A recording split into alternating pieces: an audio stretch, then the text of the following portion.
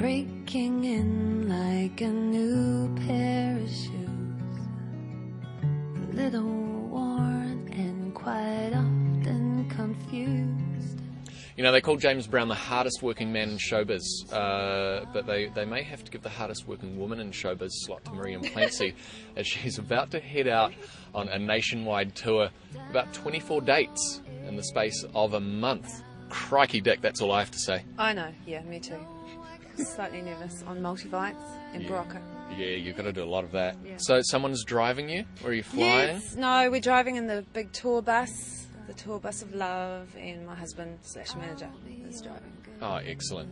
Okay, so let's talk for a start now. Tim Guy is going to be your special guest, isn't he? Yes, he is, yeah. He's great. Yeah, so you guys have played before together? Yeah, we have. We've done a couple of gigs, and I really love his music, and he's fantastic live, so it'll be really good. Cool. Now, your beginnings actually in the music industry was more behind the scenes, wasn't it? You, I mean, you've fronted bands before, but you've also been involved in other aspects, haven't you? Can you tell us about that? Well, I started off singing in old little rock cover bands, and then kind of just graduated to jazz and the like, lots of soul, R&B. Then I kind of moved sideways and started doing lots of backing vocals and a lot of recording, lots of engineering. Worked at that a little bit, and lots of roadieing. Wow. Yeah. Quite a varied sort of a lot of coverage within the industry then, among different jobs. I've seen it from the inside out, so it's, I get to see how the mechanics actually work, and I know how to work hard, unfortunately. So what was the impetus then for going solo and basically doing the singer-songwriter thing? Well, I couldn't find a whole lot I wanted to sing, so I knew I was going to have to write it myself, and so to do that I needed to play the guitar, so I had to practice guitar, and so it was quite a long time of building up strength to be able to actually go out and do a gig by myself, and once I found my feet I loved it. I was addicted, so there's me playing with my guitar, just loving it, writing my own songs, loving it, for no money, from heaps of good pay, cover gigs and to nothing, doing your own stuff. Because when you're doing covers, you're doing a lot of rock bands, weren't you? Yep. Sort of your AC/DC and Pat Benatar. Oh, awesome. What's your favourite Pat Benatar song? Oh, Heartbreaker. Nice. Now, your songs, a lot of them touch on the on emotions. Yeah. And that sort of thing. But you're married. I am.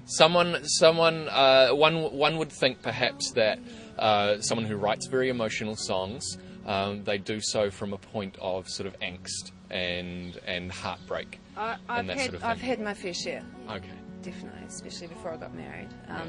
And marriage is no bed of roses. So, he's a great guy, but he's good to put up with me. Good on you, Tim. Yeah. John Paul. Oh, not Tim. Yeah. Good on you, John Paul. Jesus. Who's Tim?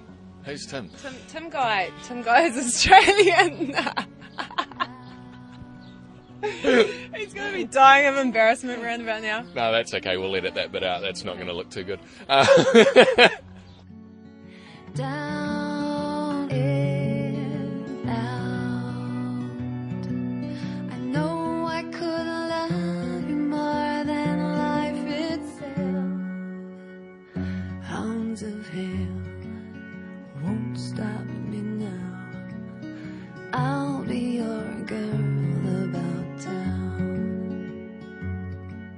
Okay, so I was reading your bio before, and you were saying actually when you were writing some of your songs, you were bawling your eyes out. Oh yeah. Oh, you read that?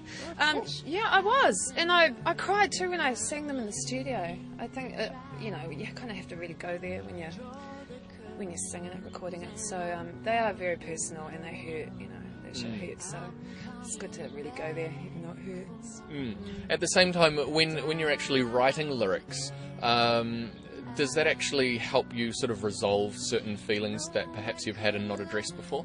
Definitely. I think for me it's a process of working through it and not being in denial. So you kind of get over it once you've grieved. But I know it's good for other people to be able to identify with someone else who's bumming out, broken heart and all that. Yeah. Everyone's got one. I might say you don't. Definitely. Okay, let's talk about your video, Girl About Town. Sure. For a start, what's the song about? I don't know, trying again, making a mess of things, trying again, yeah. Okay. And the video was shot down at the old Pony Club. It was! Oh my god, I stuck to the floor, I was walking through it, through the crowd, trying to look all graceful, going, can't actually move. Don't want to know what was on that floor, but it was cool though. We had little lights everywhere and everyone was dancing to a different tune, and here was me just walking through very slowly, trying to balance and look elegant. Yeah, because of course, the song "Girl About Town" is a very beautiful song, and everybody in there looks like they're really getting down. Mate, they're just going hard, They're going hard to some kind of house rock music, which is really cool. Yeah, I think the whole gist of the video was we were trying to make it Little Red Riding Hood, a bit of a fairy tale, walking through the nightmare, the dark forest with all the wolves everywhere. It's cool. Yeah, I really loved it. Excellent. Yeah. Okay, of course, the tour that you're about to embark on is for your album. Yep. There must be a great sense of accomplishment having your debut album out. Thank God. Oh yeah, totally. It's been a long time coming, and very pleased with the results. It's doing well, and I'm so looking forward to playing it around town, any town, every town. Yeah. Every town. So yeah, it's going to be good, and I'm just so pleased that it's out in the shops. Thank God. Well, thank you, Miriam. Thank you very much for coming on. Yeah. Excellent, and best of luck on the tour. I will need it. Yes.